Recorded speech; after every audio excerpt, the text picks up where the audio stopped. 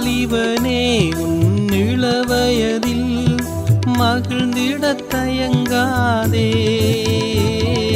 வாலிபனே உன் இளவயதில் மகிழ்ந்திடத் தயங்காதே. ஒரு நாளில் உனக்கு தேவனிடம் கணக்குண்டு மறவாதே. ஒரு நாளில் உனக்கு தேவனிடம் கணக்குண்டு மறவாதே.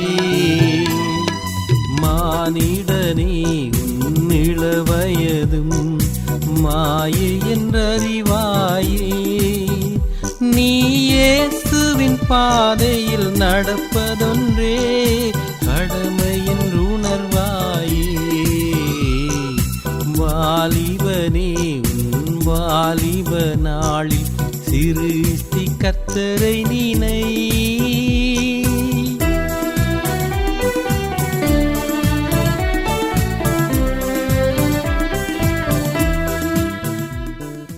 கர்த்தருக்குள் அன்பானவர்களே, அனுதினமும் கிறிஸ்துவுடன் தியான வேளைக்கு உங்களை அன்புடன் அழைக்கிறோம்.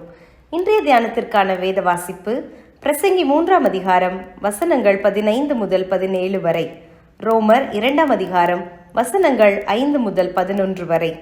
தியானத்திற்கான தலைப்பு நீதி சாகாது. சகல எண்ணங்களையும் சகல செய்கைகளையும் நியாயம் தீர்க்கும் காலம் இனி இருக்கிறபடியால். பிரசங்கி 3:17. நமது கண்கள் காணவே அநியாயம் செய்தவன் தப்பி பிழைக்கிறான். கொள்ளைக்காரன் சமூகத்திலே பெரியவனாய் வாழ்கிறான். கொலைகாரன் சாட்சிகளின் சாதுரியத்தால் விடுதலையாகிறான். அதே சமயம் அப்பாவி சட்டத்தின் முன் குற்றவாளியாகிறான். இருட்டிலே கொலை செய்யப்படுகிறான். மொத்தத்தில் நீதி விளங்க வேண்டிய இடத்திலே அநீதி துள்ளி குதிக்கிறது. இன்று நாம் எழுப்பும் இதே கேள்விகளைத்தான் அன்று சாலமோனும் எழுப்பினார். தேவ பிள்ளையே, உங்கள் மனதிலும் இன்று இப்படியான கேள்விகள் எழும்பிக் கொண்டிருக்கலாம். உங்களுக்கு மிகவும் அருமையானவர்கள் அநீதியின் கைகளில் அகப்பட்டு சட்டத்தாலேயே தண்டிக்கப்படலாம். இதனால் நீங்கள் வெறுப்படைந்து நீதி செத்துவிட்டது என்று புலம்பலாம். ஆம், தேவன் ஆளுகை செய்யும் இவ்வுலகிலே இத்தனை அநீதிகள் நடக்கலாமா? அநீதியும் அக்கிரமும் பெருகியிருக்கும் இக்காலத்திலே தேவனுடைய திட்டங்களும் காலங்களும் சரியாக நேர்த்தியாக இருக்க முடியுமா? முடியும். ஒரு காரியத்தை நாம் சிந்திக்க வேண்டும். அநியாயமும் அக்கிரமமும் தேவனுடைய அநாதி திட்டத்தின் பரிபூரணத்தை ஒருவேளை மறைத்து வைத்திருக்கலாம்.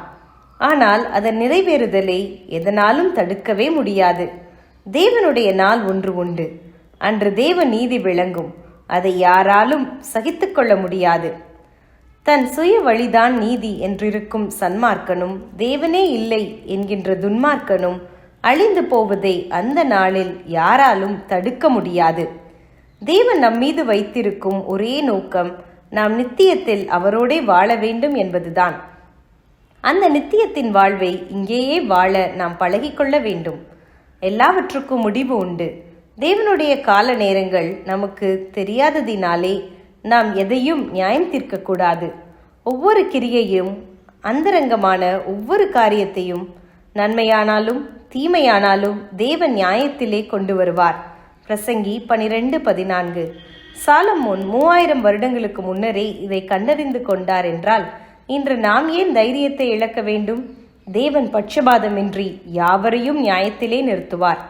ஆகையால் தேவ பிள்ளையே, அநியாயங்கள் மத்தியிலும் நியாயாதிபதியான தேவனையே பற்றி கொண்டு அவருடைய நாளுக்காக காத்திருப்பதோடு பொறுமையோடு நித்தியத்தின் வெளிச்சத்திலே வாழ நம்மை ஒப்புக்கொடுப்போமாக.